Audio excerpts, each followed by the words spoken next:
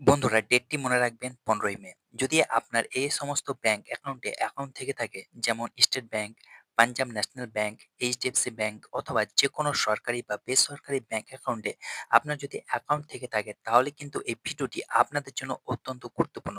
কারণ ব্যাংকের তরফ থেকে কিছু নিয়ম জারি করা হয়েছে, যেটা প্রত্যেক ব্যাংক অ্যাকাউন্ট হোল্ডারকে মেনে চলতে হবে। যদি আপনারা ব্যাংকের এই সমস্ত নিয়ম না মেনে চলেন, তাহলে কিন্তু আপনাদের ব্যাংক অ্যাকাউন্ট বন্ধ হয়ে যেতে পারে, অথবা আপনাদেরকে মোটা অঙ্কের জরিমানা গুনতে হতে পারে, অথবা আপনাদের অ্যাকাউন্টে যে ব্যালেন্স রয়েছে সেখান থেকে পেনাল্টি হিসেবে বড়সড় চার্জ কাটা হতে পারে। তো ব্যাংকের তরফ থেকে কি নিয়ম জারি করা হয়েছে, আজকের এই ভিডিওটিতে আমি বিস্তারিতভাবে আলোচনা করব। তো আপনাদের রিকোয়েস্ট করব ভিডিওটি স্কিপ না করে প্রথম থেকে শেষ অবধি মনোযোগ সহকারে দেখার, আর এই ইউটিউব চ্যানেলটিকে সাবস্ক্রাইব করে পাশে থাকা, কারণ আপনার একটি মূল্যবান সাবস্ক্রাইব এই চ্যানেলটির জন্য অত্যন্ত গুরুত্বপূর্ণ। তো বন্ধুরা, দেরি না করে চলুন শুরু করা যাক। তো বন্ধুরা, অন দ্য স্ক্রিন আপনারা দেখতে পাচ্ছেন 15ই মে লাস্ট ডেট।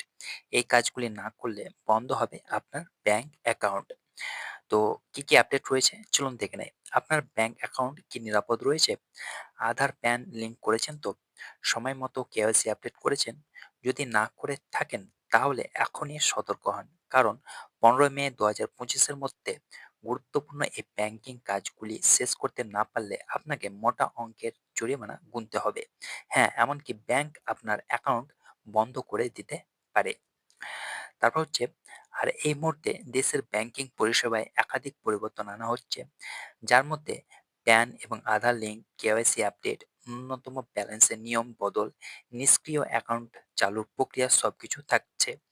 আর এই নিয়মগুলি ভারতীয় রিজার্ভ ব্যাংক বিভিন্ন সরকারি ও বেসরকারি ব্যাংকে মেনে চলার নির্দেশ দিয়েছে।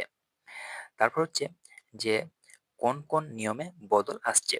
প্রথমত, সমস্ত ব্যাংক অ্যাকাউন্টের সাথে প্যান এবং আধার নাম্বার সংযুক্ত করা বাধ্যতামূলক করা হয়েছে।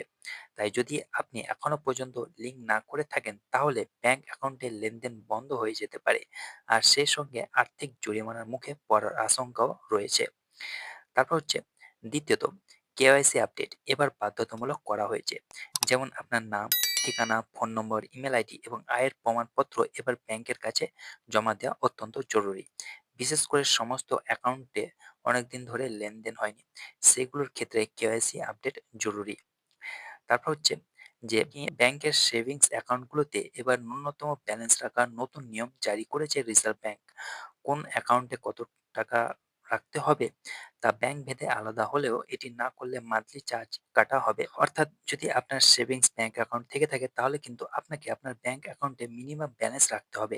যদি না রেখে থাকেন, তাহলে কিন্তু আপনাকে চার্জ করা হবে। তো বন্ধুরা, এই হচ্ছে ব্যাংকের তরফ থেকে কিছু গুরুত্বপূর্ণ আপডেট। আশা করি ভিডিওটি ভালো লেগেছে। ভিডিওটি ভালো থাকলে অবশ্যই চ্যানেলটিকে সাবস্ক্রাইব করবেন, ভিডিওটিকে লাইক করবেন এবং শেয়ার করবেন এবং কমেন্টস অবশ্যই করবেন। ভালো থাকুন, সুস্থ থাকুন। ধন্যবাদ।